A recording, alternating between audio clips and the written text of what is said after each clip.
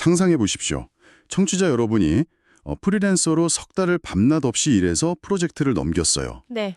근데 클라이언트가 갑자기 연락을 툭 끊습니다. 500만 원을 당장 받아야 하는데 말이죠. 아, 진짜 흔하게 일어나는 일이죠. 답답한 상황입니다. 맞아요. 너무 화가 나서 변호사를 찾아갔더니 일단 상담료만 수십만 원을 부르고 이거 소송으로 가면 수임료가 400만 원이 넘는다고 합니다. 배보다 배꼽이 더 커지는 거죠. 그러니까요. 결국 그냥 액땜했다 치자 이러면서 쓰린 속을 달래고 포기하게 되잖아요. 여러분, 이런 억울한 상황 누구나 한 번쯤 겪거나 들어보셨을 겁니다. 네. 그 높은 수임료나 너무 어려운 법률 용어 때문에 생긴 일종의 거대한 법률 사각지대인 거죠. 맞습니다.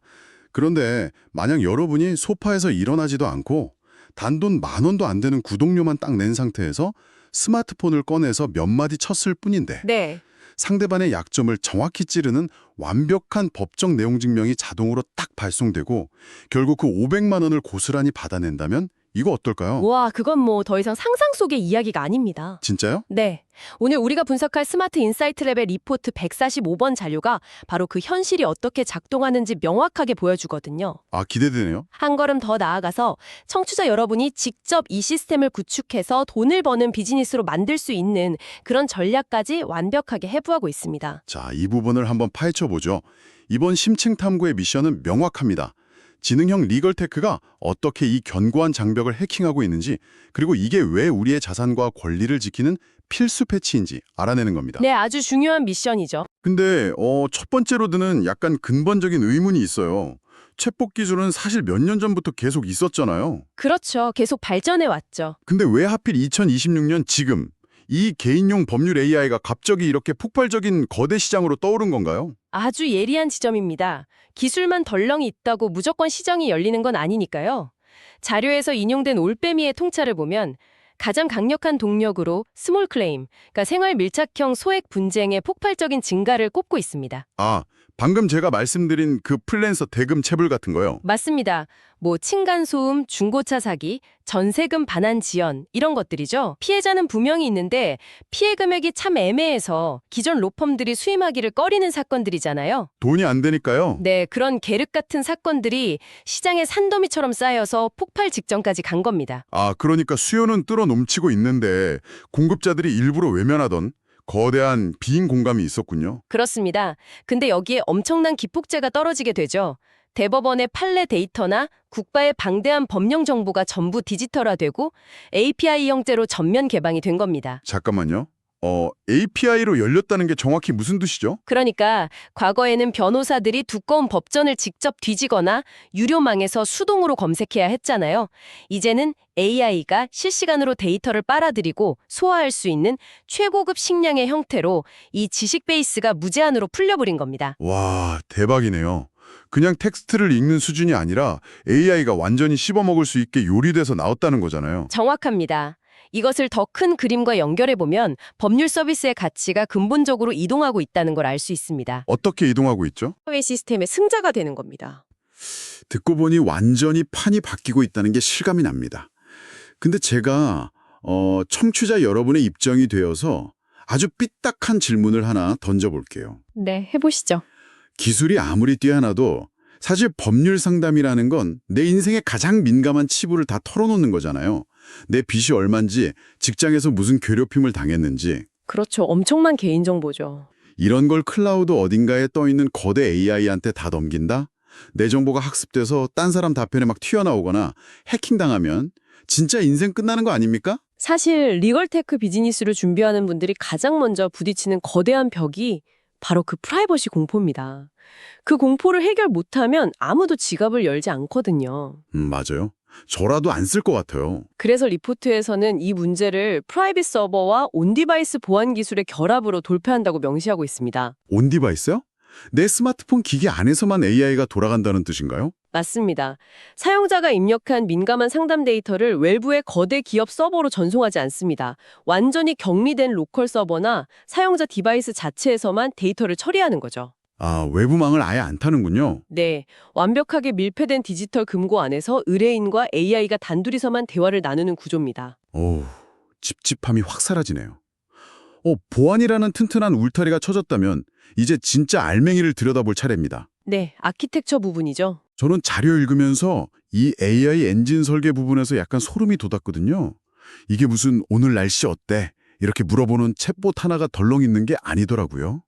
자료에서는 이걸 멀티 에이전트 협업 구조라고 부르던데요. 맞습니다. 뛰어난 천재 AI 하나가 모든 걸 다 하는 게 아닙니다.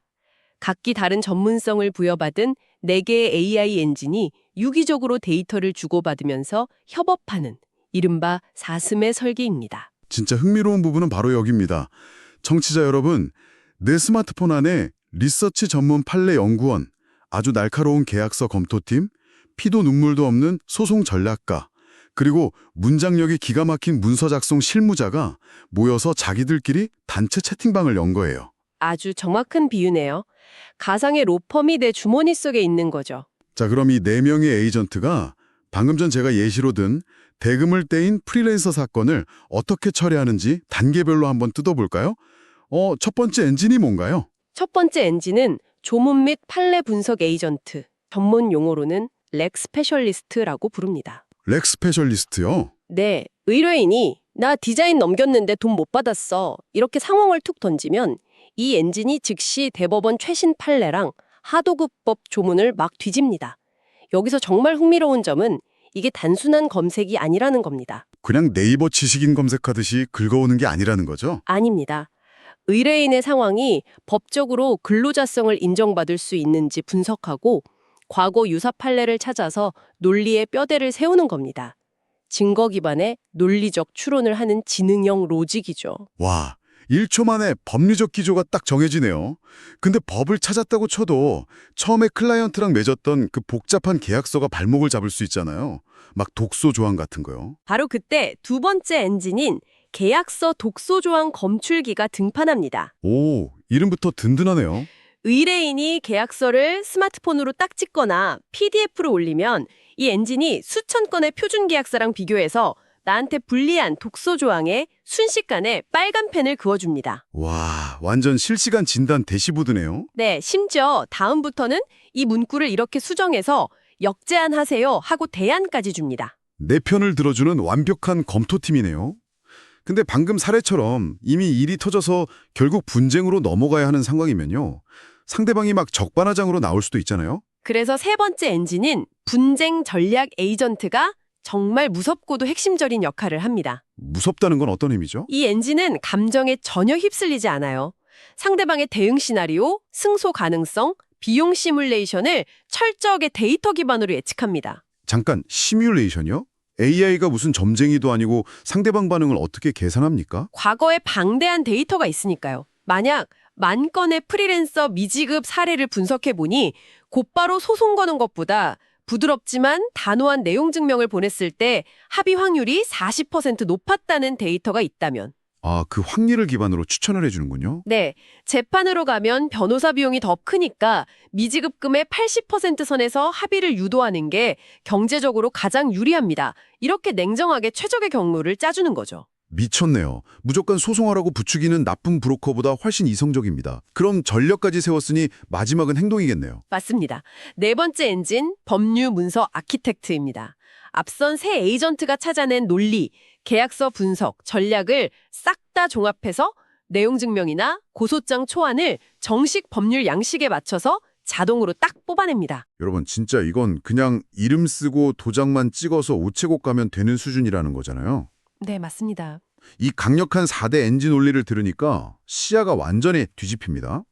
우리가 그냥 월 10,000원 내고 이 서비스를 쓰는 소비자에만 머물 기료가 있을까요? 절대 없죠. 자료의 핵심 파트인 B2C 수익화 프로세스로 넘어가 보죠.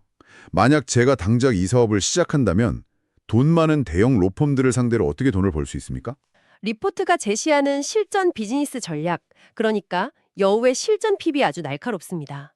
스타트업에 가장 많이 하는 치명적인 실수가 바로 모든 법을 다 다루는 맞는 AI를 만들려고 하는 거거든요. 아, 그러니까 모든 바다의 물을 한 번에 다 끓이려 하지 말고 내가 가장 잘하는 작은 냄비 하나부터 완벽하게 끓이라는 거군요. 정확합니다. 그래서 첫 번째 단계가 바로 특화 도메인 선정입니다. 임대차, 프리랜서 계약, 저작권. 이렇게 수요는 높은데 패턴이 정형화된 특정 분야 딱 하나만 타겟팅하는 겁니다. 뾰족하게 파고드는 거네요. 네. 그리고 두 번째 단계로 그 분야의 대법원 핵심 판례 50개 정도만 집요하게 모아서 AI 전용 데이터셋으로 라벨링하고 정제합니다. 그렇게 하면 그 좁은 영역 안에서는 진짜 변호사 수준의 압도적인 정확도가 나오겠네요. 그럼 돈은 어떻게 버나요? 기본은 월 9,900원 수준의 구독형 사스 모델입니다. 저렴하니까 대중들이 쉽게 접근하죠.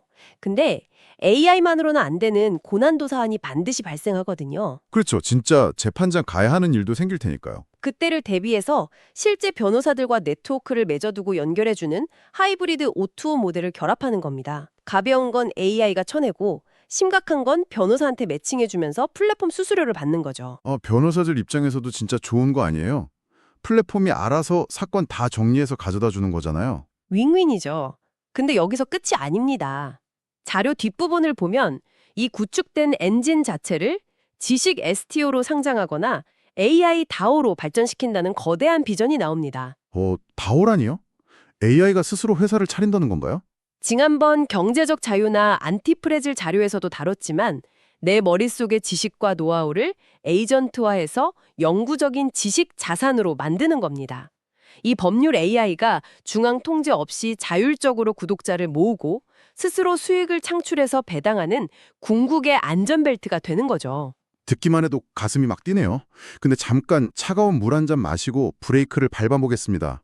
법률이라는 건 장난이 아니잖아요. 만약 제가 만든 AI가 이상한 소리를 해서 청취자가 전 재산을 날리면 저는 사기꾼으로 감옥 가는 거 아닙니까? 이 부분은 아주 중요한 질문을 던집니다. 자료에서도 너구리의 경고라고 해서 현실적인 리스크 관리를 엄청 강조하고 있죠. 할루시네이션, 그러니까 환각 현상 말하는 거죠. 네, AI가 존재하지도 않는 가짜 판례를 지어내면 그건 치명적인 재앙입니다. 그래서 가짜를 못 만들게 판례 번호랑 조물 링크를 강제로 표기하게 하는 기술적 제약을 둬야 합니다. 출처가 없으면 아예 입을 열지 못하게 막아버리는 거군요. 맞습니다. 그리고 법적인 문제도 있죠. 비변호사가 법률 상담을 하면 변호사법 위반이니까요. 그럼 불법 아닌가요? 그래서 면책 조항, 즉 디스클레이머가 필수입니다. 이 서비스는 법률적 판단이 아니라 단순 정보 제공이다. 최종 결정과 책임은 사용자 본인에게 있다. 이 문구를 모든 답변에 강제로 삽입해야 합니다. 법적 가드레일을 확실히 치는 거군요. 프라이버시 문제도 상담 즉시 데이터를 파기하거나 암호화하는 로직이 필수겠고요. 정확합니다. 그럼 이게 도대체 무슨 의미일까요? 저는 이거 들으면서 자동차 내비게이션이 떠올랐습니다. AI가 아무리 막히지 않는 길을 찾아주는 완벽한 내비게이션이라고 해도 네. 결국 운전대를 꽉 잡고 엑셀을 밟을지 브레이크를 밟을지 결정짓는 건 조수석의 AI가 아니라 운전석에 앉은 청취자 여러분 본인이어야 한다는 거죠. 완벽한 비유입니다. 기술이 발전할수록 우리는 정보의 약자에서 벗어나 지능형 시스템을 통제하는 운영자가 되어야 하니까요. 좋습니다.